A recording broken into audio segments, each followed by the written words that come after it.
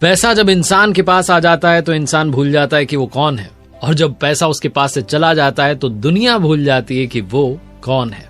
पैसा बड़े कमाल की चीज है, बहुत कुछ होता है लेकिन सब कुछ नहीं होता है। नमस्ते दोस्तों, आप देख रहे हैं लर्निंग सीरीज सीखोगे नहीं तो जीतोगे कैसे। मैं हूं आरजे कार्तिक।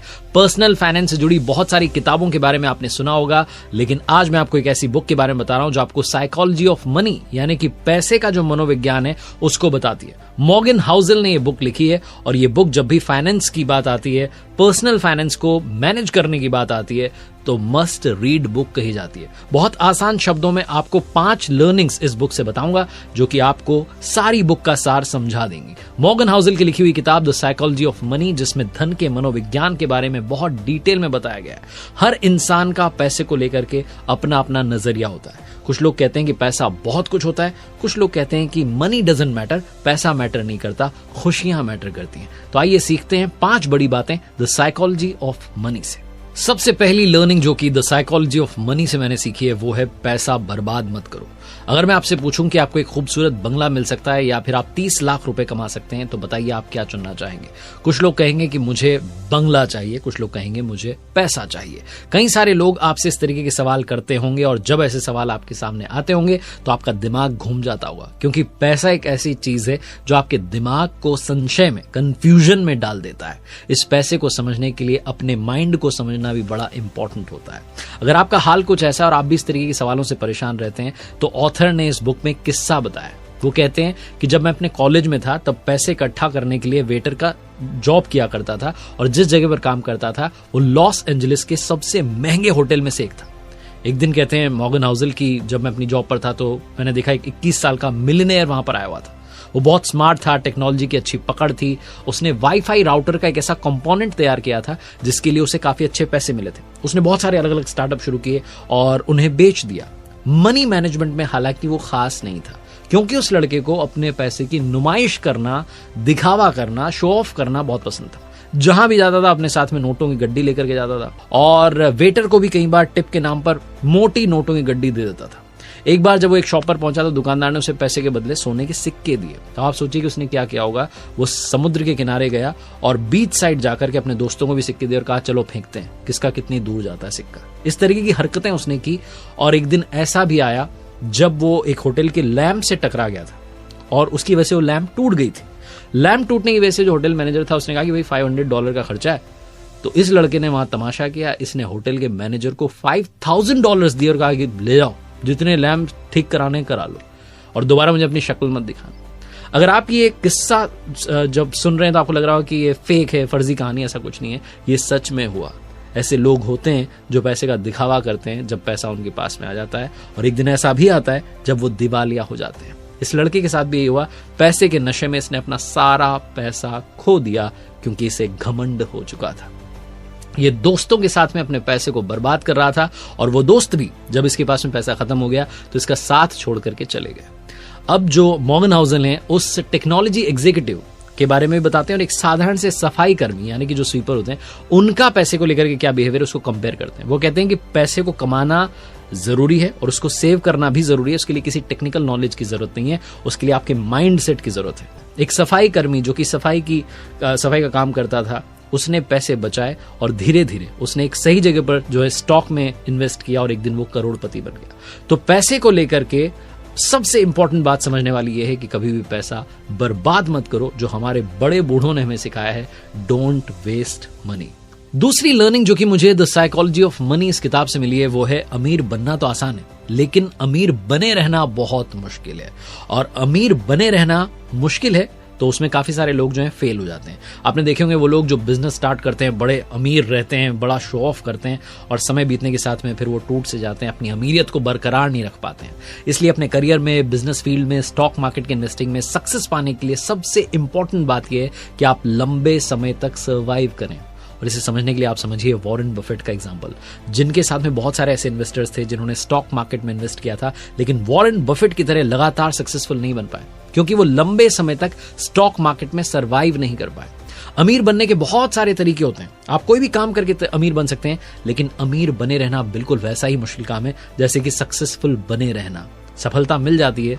आजकल डिजिटल की दुनिया में वायरल कोई भी कभी भी अचानक कहीं से हो जाता है, लेकिन वायरल होते रहना बहुत मुश्किल काम होता है। इस मुश्किल काम का सीक्रेट ये है कि आपको एक्सेप्ट करना होगा कि दुनिया में कोई भी चीज हमेशा के लिए नहीं रहती। अगर आपके पास में कोई चीज आज है तो उसकी वैल्यू कीजिए और ये समझ के चलिए कि इस दुनिया में नथिंग इज परमानेंट, कुछ भी परमानेंट नहीं है, सब कुछ टेम्पररी है। तो आप बहुत तरीके से सलीके से चलेंगे और आप दुनिया में सक्सेसफुल बने रहेंगे। ये फॉर्मूला आपको मिल जाएगा।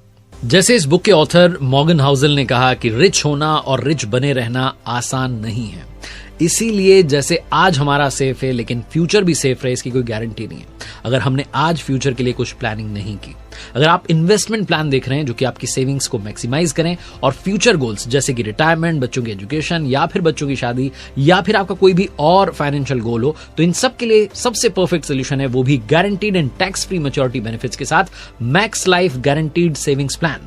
Max Life guaranteed savings plan में आपके पास 4 फ्लेक्सिबल ऑप्शंस हैं, जैसे कि lump sum, short term income, long term income और होल लाइफ इनकम। इसका मतलब कि आप एक साथ सारा पैसा निकाल सकते हैं या फिर अपने गोल के अकॉर्डिंग मंथली इनकम को प्लान कर सकते हैं। इतना ही नहीं, साथ ही इसमें मिलता है लाइफ कवर भी। अगर आपको कुछ हो जाता है तो ये प्रोटेक्ट करेंगे आपकी फैमिली को। इस प्लान में आपको 12 साल तक हर महीने 16,000 रुपए देने और मैच्योरिटी पर आपको मिलेंगे 1 करोड़ रुपए। Terms and conditions apply. So अब इंतजार किस चीज का है, शुरू कीजिए अपनी फाइनेंशियल फ्रीडम की जर्नी मैक्स लाइफ के साथ। इसका लिंक आपको डिस्क्रिप्शन में मिल जाएगा। तीसरी बड़ी लर्निंग जो कि इस बुक से मिलती है, नो वन इज क्रेजी। दुनिया में कोई भी मूर्ख नहीं है। अगर आपको बहुत सारे लोग ऐसे दिखते हैं जो कि पैसों के साथ में मूर्खता वाला व्यवहार कर रहे हैं, आपको लगता है कि क्या कर रहा है, पैसे उड़ा रहा है, तो मूर्ख नहीं है, बेवकूफ नहीं है। आजकल की जनरेशन कई बार ऐसा लगता है कि शो ऑफ करने में पैसा खर्च कर रही है, गेमिंग के पीछे दौड़ रही है, लॉटरी का टिकट खरीद रही है। तो लोग वही काम कर रहे हैं जो उनका माइंड करना चाह रहा है। कई लोग गरीब होते हैं, उनको लगता है कि हम इमरजेंसी के लिए पैसे अरेंज नहीं कर सकते, लेकिन अभी जो है उसको तो उड़ा लेते हैं, अभी तो जीवन को जी लेते हैं। तो लोगों का जो एटीट्यूड है वो पैसे को लेकर के अलग अलग प्रकार का है। कई सारे लोग ऐसे भी हैं जो कहते हैं कि पैसों की सेविंग करना हमारे लिए पॉसिबल नहीं है, क्योंकि हम जितना कमा रहे हैं उससे ज्यादा खर्च हो जा रहा है। तो इसलिए हम ये सोचते हैं कि जो भी है बस उसको जी लो। ऐसे कई सारे लोग होते हैं जो बड़ी गाड़ियों के बारे में सोचते हैं, बड़े घर के बारे में सोचते हैं, महंगे स्कूल के बारे में एडमिशन कराने का सपना रखते हैं। तो अगर आपको ये चीजें आसानी से मिल चुकी हैं तो आप उनकी कद्र करना शुरू कीजिए, क्योंकि ये चीजें कई लोगों के लिए आज भी एक सपना ही है। मॉर्गन हाउसल एक कहानी सुनाते हैं और वो मैसेज देते हैं कि चाहे इंसान गरीब हो, मिडिल क्लास से बिलोंग करता हो, बहुत अमीर हो, वो अपने फाइनेंशियल रिलेटेड जो डिसीजंस होते हैं वो एक्सेल शीट का एनालिसिस करके नहीं लेता है, वो अपनी सिचुएशंस, अपने इमोशंस से अफेक्ट होकर के लेता है। ऐसा हो सकता है कि जो फैसले मैं लूं वो आपको बेवकूफ़ी भरे लगे, या ये भी हो सकता है कि आप जो लें मुझे लगे कि क्या फैसला आपने ले लिया। तो हमारी जो ग्रोथ है वो इस पर डिपेंड करती है कि आसपास की जो सिचुएशन चल रही है, जो हमारे इमोशंस चल रहे हैं, उनको हम किस तरीके से मैनेज करते हैं, अपने पैसे को किस तरीके से मैनेज करते हैं और उसका सही इस्तेमाल करते हैं। जब भी आप शेयर खरीद रहे हैं तो आप ये याद रखिए कि किसी ने वो शेयर बेचा है। इसका मतलब कि जब कोई आपको शेयर आप खरीद रहे हैं तो आप उसे सस्ता समझ के खरीद रहे हैं, लेकिन दूसरा इसलिए बेच रहा है क्योंकि उसको महंगा लग रहा है। कुल मिलाकर के कहने का मतलब ये है कि लोगों को हमेशा यही लगता है कि वो बढ़िया डील कर रहे हैं, और हो सकता है कि उस वक्त के लिए वो बढ़िया डील भी हो। आज से 20 साल पहले अगर किसी ने अमेजॉन के शेयर लिए होंगे तो आज वो 2600% के फायदे पर बैठा होगा। हो सकता है कि उस वक्त किसी ने अमेजॉन के शेयर लिए ही ना हो। तो कुल मिलाकर के कहने का मतलब यह है कि पैसे को लेकर के कोई भी मूर्ख नहीं है, वो अपने आसपास की सिचुएशन, अपने इमोशंस के हिसाब से डिसीजन ले रहा होता है। चौथी लर्निंग जो कि इस बुक से मिलती है, पैसा कभी भी काफी नहीं होता। हमेशा आपको ऐसा लगता रहेगा कि पैसा और मिल जाए तो बढ़िया रहे, लेकिन यही दुख का कारण है। साइकोलॉजी ऑफ मनी के बारे में बताने के लिए कोलकाता के रजत गुप्ता का एग्जाम्पल देते हैं ऑथर। कहते हैं कि 40 साल की उम्र में अनाथ होने के बावजूद एक बड़ी कंपनी के सीईओ बन गए थे। 2008 में उनके पास में $100 मिलियन थे। वो चाहते तो इंटरेस्ट इनकम के जरिए बैंक में पैसा रखा रहता और उसके जरिए ही वो इंटरेस्ट इनकम से कुछ और पैसे कमाते, लेकिन वो उससे संतुष्ट नहीं थे। वो करोड़पति से अरबपति बनना चाहते थे। लालच आ चुका था और उन्होंने ऐसा काम किया जिससे उनकी बरसों की बनाई हुई जो रेपुटेशन थी वो मिट्टी में मिल गई। बोर्ड मीटिंग में जो सीक्रेट इंफॉर्मेशन मिलती थी उसे फाइनेंशियल प्रॉफिट के लिए बेच देते थे और इनसाइडर ट्रेडिंग के गुनाह में उन्हें जेल भेज दिया गया।